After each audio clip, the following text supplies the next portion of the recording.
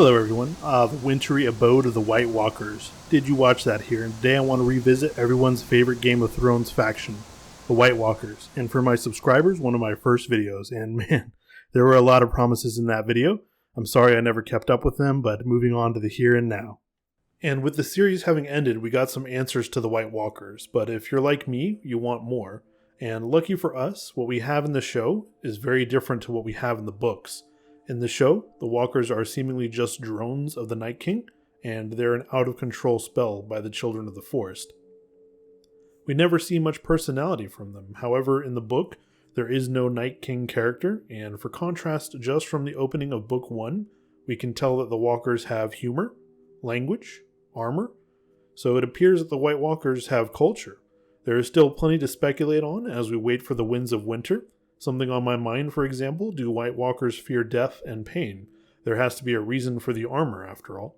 Later on, we will learn that they have the ability to make deals, so there must be more going on here than to stick them with the pointy end and it's all over, right?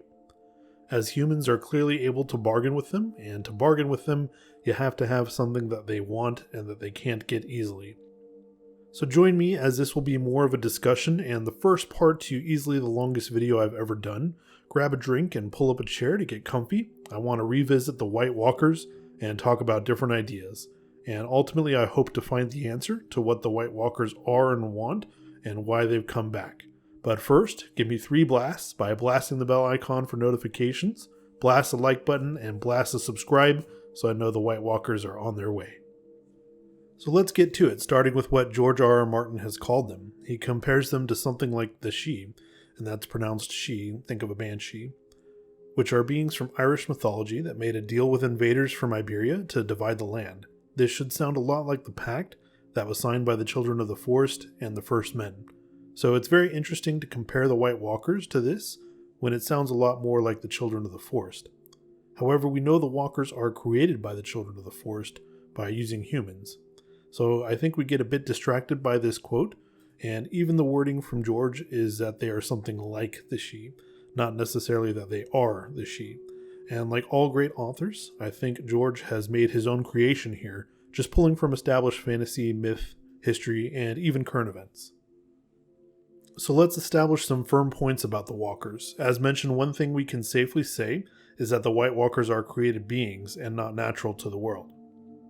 We have the evidence from the show, but of course we can also see in the books that they're absent from any pre-Long Night legends, and they're absent in the war between the Children and the First Men.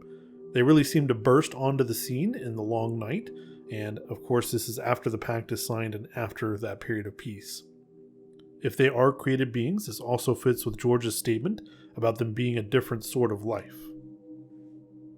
And so the second thing we can seemingly say with certainty, and an additional piece of evidence that they're a creation, is that this is a life that cannot reproduce on its own. We know this from Craster sacrificing his sons. To be able to negotiate with the Walkers means that you must have something that they want, something that they cannot obtain on their own, and it's an odd point as it seems the Walkers should be able to just raid and steal babies, but I'm going to save most of that discussion for the next video. If the Walkers can make deals or otherwise be kept in check, then that's the third assumption that we can make, and that's that the Walkers have some type of leadership or control system in place on them. And control is something interesting. We'll get into it in a moment, because how do you make a deal with something whose language sounds like ice? How do you communicate with that? So if we can firmly say that the others are created beings, then what was their reason for the Long Night, since we haven't seen them till the current age? Their first appearance is still a huge mystery to me. Maybe men were in violation of the pact, but that doesn't seem to be the case. The deal was for men to leave the forest alone, and there seems to be peace and cooperation post-pact. Men spread all the way north, and that's key. Men lived north of the wall before and after the pact, so that wasn't the reason some violation of territory. The Fist of the First Men was built in the Dawn Age, after all. Now, looking at a modern map, it appears the forests have not been left alone, and we know that there was a giant forest that stretched from the Stormlands to the Neck that's now gone, but it's hard to say what that looked like in the Dawn Age or the Age of Heroes. All we know is that the Children did work with men during the invasion of the Andals, and there were even alliances after the pact. So if the First Men were in violation of the pact, then why these alliances why help them in battle?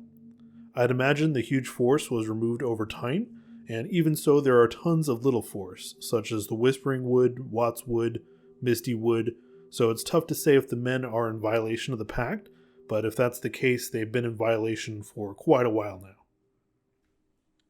So why have we not seen the walkers since, and especially if we know the force have not been left alone? We know the children must have been desperate, but were they not desperate when the Andals invaded and were slaughtering them? Remember that the Andals, and not the First Men, are responsible for the destruction of most of the weirwoods in the south. We also know from legends that the Children of the Forest fought with the First Men on several occasions. So as mentioned, if they're angry with the First Men, they aren't that angry, as they're actively working with men post-Long Night. There's some enemy of my enemy is my friend, but even before the Andals invade, we see alliances with the First Men, such as the Warg King story of the Starks taking Sea Dragon Point. So it seems that the children have been working with men, and we're told that the pact is 4,000 years of friendship and is never broken. And that seems to be the case, at least in the north, as the last holdout of the First Men, it has a few large forests here. So if not because of territory or broken treaties, does it have to do with sacrifices? A certain kind of sacrifice? Well, here is where I think there's a bit too much focus on the Starks. We have to remember that the Starks wouldn't have even been around and might not have been that important before the Long Night. Their house is founded by Brandon the Builder at the end of the Long Night, and their current place as the kings in the north was far from certain for quite a while. We hear things like there must always be a Stark in Winterfell, but that seems a bit silly looking at the history. If there must always be a Stark in Winterfell, we know that Winterfell has been sacked at least twice by the Boltons. 3 times if we count the current timeline, so there has definitely not always been a Stark in Winterfell post-Long Night. Back to sacrifices though, they've been practiced in the north up until at least 500 years ago, according to the Maesters, and it is still practiced in places like Skagos. So if it's lack of sacrifices, they've been dwindling for thousands of years and weren't even the case in most of Westeros. And yet we can't dismiss sacrifices the way we can territory or pacts, because we know it's the one thing the walkers need and want: human male children. So sacrificing must be some kind of key to how the walkers operate, and we know that they're not dead, they're another form of life, and only death can pay for life. So if they're created life, that makes sense. Sacrifices add a religious element here, which I think is really key to the whole thing. And Craster says as well that he is a godly man and that you must get right with the gods. He's the only character we know that has good interactions with the White Walkers. So maybe we've been thinking about things the wrong way.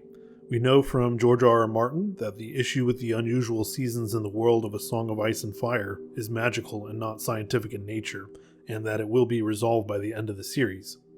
The seasons have not always been this way, and we can see that in the creation of the walkers on the show. The lands north of the Wall are green. In addition, the Long Night certainly stands out as a global event, being a winter that lasts for around 30 years or so, just a winter that lasts a generation, a winter of winters, or a Fimbulwinter, if you will, which is the lead up to Ragnarok. Basically, it leaves a lasting impression on all cultures across the planet, which sounds a lot like the flood mists of our own world, doesn't it? And maybe that's what's missing here, that this wasn't necessarily a human cause, but something an outside power or gods simply decided to do in order to punish or cleanse mankind. Craster certainly thinks that you have to get right with them to avoid being attacked and killed, after all. So who are the gods Craster is trying to get right with? Since we have no Night King character in the book, there are a few options. Mainly we might see some unseen White Walker. It could be the Great Other, the Children of the Forest, or Bloodraven. I think Bloodraven is the first one we can rule out. He wasn't always north of the Wall, and thanks to the prologue of Dance, we know that even if he is a warg, he cannot live a third or fourth life, only a second life. And there must be more going on with that, but more on that in the next video. An unseen White Walker, that's a possibility. The show certainly went this route, but we already know that the walkers are created beings, so we have to go back farther. So who had control from the start? That's the question. And we'll get back to the current timeline in the next video. But really, I think going to the source, that really only leaves us with the Great Other and the Children of the Forest. We know, of course, that it's the Children of the Forest from the show, and I believe it'll be the Children of the Forest in the book. I say the children not just because of what we've already seen in the show, but just from what we've learned in the books, the children are seemingly sitting comfortably in enemy territory north of the wall. The Cave of the Three-Eyed Raven has been there for who knows how long, for thousands or millions of years, and of course the wall itself has magic woven into it to prevent the dead from crossing. Not just malicious dead, but seemingly the good kind as well, i.e. cold hands. And it'll be interesting to see in the books if Jon can cross the wall if he does in fact come back. And if the walkers are in control of themselves, then it doesn't really make sense because they're holding back. Why would you allow the wildlings to march on the wall without being completely destroyed, like the Night's Watch? And are the walkers not yet strong enough to beat a force of that size? Maybe, but it would be beneficial to stop the wildlings, to not lose your source of humans north of the wall. And why not ambush them during the battle with Stannis and overwhelm both forces with fresh whites and the confusion? Tormund says that the walkers are following and harassing his force. They appear to be getting ready to attack Hardhome in force. Why? Why attack the Fist in force and not the wildlings? So why am I ruling out the Great Other? The Others are referred to as ice demons after all, and it's even in their name, the Others. And a demon is an evil spirit meant to torment mankind, so they must have a commanding deity, right? As a demon is just a servant, the opposite of an angel. So who is the god you pray to in order to drive them out? The real gods to get right with, if you will. Well, I'm ruling out the Great Other, because as we know, it's the Children of the Forest who created these ice demons. And for all intents and purposes, the Children of the Forest are the old gods. They believe when they die that they become one with the Weirwoods and part of that godhead. Even Melisandre thinks that Bran and Bloodravens are servants of the Great Other, and Bloodraven has clearly been working with, potentially serving, the Children of the Forest. So knowing that the children are the old gods, we might even be able to say that they're actually the Great Other, based on what Melisandre is saying. So this whole time we've been wondering what the walkers want, when we should be asking what is it that the children want. If the Long Night is equivalent to the flood mists of our world, then it is divine retribution to punish or cleanse mankind, and rebirth them and restore peace to the world. So there we have it. I'd argue that we've found the cause of the Long Night. It's an act by the children to cleanse or punish men, the Winter of Winters.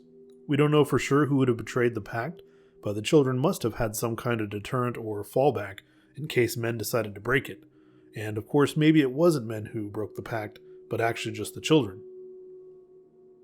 Why? Well, we know the first men eventually convert to the old gods, but isn't it funny that they went from being afraid of the Weirwood spying on them to worshipping them? The first men are basically worshipping their enemies.